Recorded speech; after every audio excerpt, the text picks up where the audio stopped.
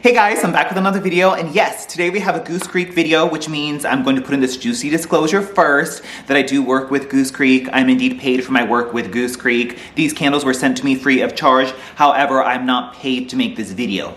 Yes, I think that covers it. So yes, today we have a Goose Creek and Beetlejuice candle collection video, which I'm super jazzed to talk about. Not because I designed the labels, because I did not. I did not do the design on this collection of candles from Goose Creek, but this is indeed the Beetlejuice collaboration collection from Goose Creek that looks like this. And I have some of the candles to talk with you guys today about. And the reason I'm jazzed for it is because I actually had the opportunity to help with the fragrance development team in-house at Goose Creek to help develop these fragrances for this collection. And I'm like super jazzed about that because not only do I love doing the design at Goose Creek, but to also be able to have the opportunity to get into fragrance development is super juicy and fun too. And it's just so fun to have like an idea for a fragrance and then see it come to life. And then in the instances where I also make the label for it, oh my God, it's just like so satisfying to also like pair the label, the look, and the theming, and the name along with the fragrance itself, and then see it all come together and like birth a product out into the world. Oh my God, it's so much fun. And it's so much fun to do that. But yeah, so in this case, I helped with fragrance development, but didn't do the labels or anything like that. But because I helped with the fragrances, I'm like super jazzed and excited to talk about them. So that's why we are here to talk about some of the candles here today. Let's see, anything else I want to talk about? So what's so fun about this collection is that it is indeed a Halloween collection that's kind of in conjunction with the sequel to Beetlejuice that's coming out soon. If you've watched Beetlejuice, the movie, you know, it's kind of like quirky and strange and unusual is a theme or like a phrase that comes up a lot. And so, of course, I did my due diligence in watching the movie prior to the actual development, just so I could like take my notes and figure out what the concepts and what the characters were and all that kind of stuff to try to best align and help the team in guiding the fragrances. And so that's what we have here. And so they are Halloween ones, so that means they're also a little bit more spooky. And so you guys know I've been reviewing and smelling candles for like, I don't know, over 10 years at this point now. So like there's a lot of fragrances that I've kind of smelled like, you know, a million times before. But because Beetlejuice is kind of more quirky and strange, and because it is Halloween and a little bit more spooky, that gave us the opportunity to be able to create a little bit more spooky and out there fragrances that are a little bit more out of the box. And I love how out of the box these are because it's just so much more exciting and fun for me because it's obviously more new and novel, but I think they also very much like strike the mark in terms of being strange and unusual that match up with the quirkiness and the sort of weirdness of the Beetlejuice movie and the storyline and the characters and all that kind of stuff. So we did our best to try to, you know, match the fragrances to the concepts, and I'm just like so proud of how they turned out. I have not burned these, however, and of course I'm not the one who's actually making and pouring the candles, so I can't speak to the performance itself just because, hello, it's a cold haul right now, but I do want to at least speak to the fragrances, so we'll get right into it. So the first one that I have here with me today is the Here Lies Beetlejuice one, and that's what that looks like. So we have like a still from the movie along with the logo, and then we have a pattern that's kind of associated with the movie, and then we have the juicy black lids on them. We do indeed have notes on the bottom of the candles here. Let's see, Here Lies Beetlejuice as Graveyard Soil, Tombstone Moss, and Misty Fog. And let's see, I think there's like actual sentence descriptions on the website as well, and those are kind of fun because it like ties in the concepts together rather nicely and succinctly. So let me pull that up right now. So this one says, say his name 3 times to be greeted with this eerie and enigmatic graveyard scent. It's showtime. So yes. So this is like a graveyard plus fog fragrance to it. Oh my God, it's so creepy and weird and I friggin' love it. So you do get like this almost like damp herbal like soil quality to it that I really enjoy, that's coming from like that sort of mossiness as well as the like a damp dirtiness.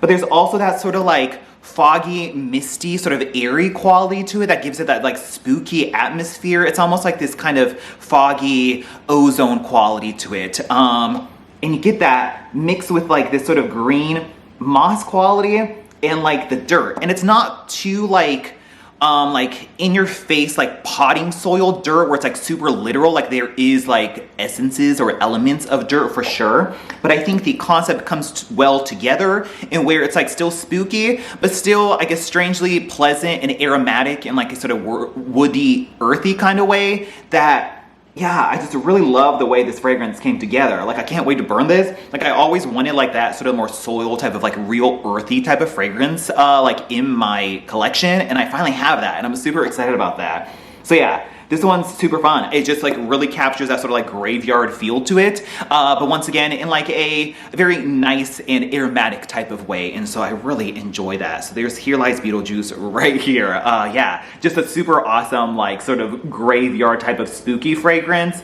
and so that was that right there.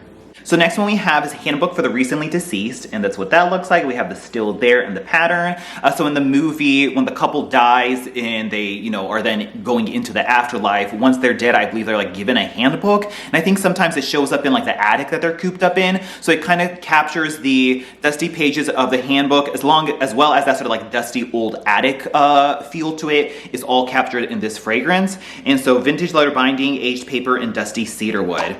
And oh my god, I freaking love this one. It really smells like dusty old books. You get a hint of like a leather quality to it, but it's like not the main focus just because it is just the outer of the book. But you do get this dusty, sort of like powdery and woodsy like pages of the book. And so like I tend to go antique shopping a lot and buy like old antique books for like decorative purposes. And like you'll open the antique book and you have like those crispy hard pages in between. They're like dust covered and they're like yellowing on the edges. This like kind of captures that feel, and I love how like atmospheric and sort of antique and old it is for Halloween. And it's like, yeah, you can get like the cutesy, you know, very Halloween fragrances elsewhere, but if you want something really more spooky and woodsy and creepy and antique and old smelling, like this is totally it. And I've always wanted like an old antique book fragrance in my collection, so I'm like super happy to have this. But there's quite a bit of emphasis on this like cedar quality to it, almost like that sort of like cedar chest or like the cedar rings that you put in your closet or whatever. It has that type of feel to it that kind of like amplifies also that like old attic quality, but also double dips as like the woodsy sort of like aged feel that you get in like an antique book, in the sense that like paper is wood, you know? So it kind of like crosses the gap in both like concepts. And so I really enjoy that. Yeah, this is so much fun. It's just like, I don't know, I think like just burning these two together would just be like so creepy and like in an awesome like just a haunted house type of way. Yeah, so that's the Handbook for the Recently Deceased right there. I really love the way that turned out. Yeah, so there we go. The next one we have will be a little less strange and unusual on this one, and it is the Maitland House one, and that's what that looks like. This one has cute little cockroaches on it. I don't know if I've ever called a cockroach cute, but there it is. Let's see, what is the description on this one? So this one says, find yourself on the steps of a beautiful country home on the hill as you smell wildflowers in the breeze and garden greens. So yes, the couple lives in like this like older country house, basically out on the hills or whatever. And so this kind of evokes that sort of country house plus the rolling hills and the wildflowers type of moment to it. So this would actually be kind of appropriate as a summer fragrance currently, because it is more of like a fresh green floral fragrance that kind of captures the house experience like before it goes completely spooky. So blooming wildflowers, sunlit citrus, and rolling green hills. And yeah, I like this. This is a very pleasant, bright, like citrusy floral fragrance. It almost even has like a slight, almost like a green tea floral quality to it is what I get as well. Yeah, I enjoy it. It's just like this kind of, almost even has like a herbal lavender quality to it as well. Yeah, it's just a very, very nice, pleasant, kind of like floral, aromatic quality to it. Yeah, so that was the Maitland House one there. I would say this in the next one's probably the least like creepiest, but still a pleasant fragrance nonetheless, and also kind of gives variety in the collection in terms of having something that's a little bit more fresh and bright. So that's the Maitland House one right here. Moving on, we have the Strange and Unusual one, and that's what that looks like right here. And so I believe the concept for this one is there is the dance they do to the famous song that alludes to a like tropical fruit. And this is like the scene of her before, I think, that dinner where they do the dance or whatever. And so I think the concept is also coming from the fact that the dance in general is like strange and unusual. And so let's see, what does this one say? So this one is a sweet banana fragrance that'll have you singing and dancing in a strange and unusual way. Yes, so sweet roasted bananas, wafer cookies, and whipped vanilla cream. So this kind of has that sort of banana concept tied into it, and also gives you a kind of fun, cutesy gourmand if you're looking for a Beetlejuice fragrance. It's maybe not quite as creepy or spooky as the other ones.